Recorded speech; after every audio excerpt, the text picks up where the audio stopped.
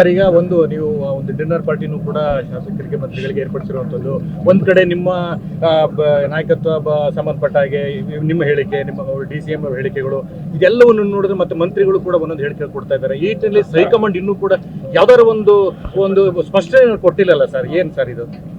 ಏನ್ ಸ್ಪಷ್ಟವಾಗಿ ಕೊಡೋದು? ಅಲ್ಲಲ್ಲ, ಏನಾರ ಒಂದು ಕ್ಲಾರಿಫಿಕೇಶನ್ ಕೊಡ್ಬೇಕಲ್ಲ sir, in the interest of the government.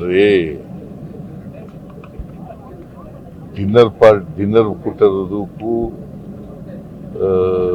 ರಾಜಕೀಯಕ್ಕೂ ಸಂಬಂಧ ಇಲ್ಲ.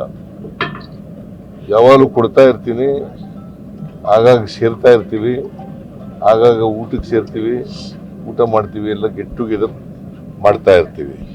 ಸೊ ಪಕ್ಷದ ವಿಚಾರ ಬಗ್ಗೆ ಚರ್ಚೆ ಮಾಡ್ತೀವಿ.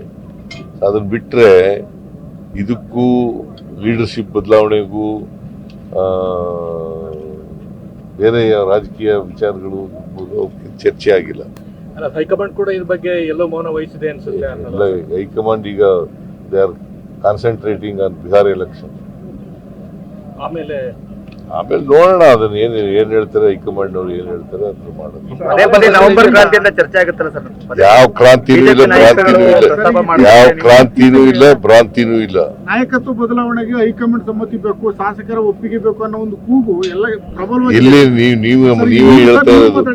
ಎಲ್ಲೂ ಕೂಗೇ ಇಲ್ಲ. ನೀವೇನು ಮಾಡ್ತಾ ಇರ್ತಾರೆ? ಉತ್ತರ ಕರ್ನಾಟಕದಲ್ಲೂ ಎಲ್ಲೂ ಇಲ್ರಿ, ಸುಮ್ಮನೆ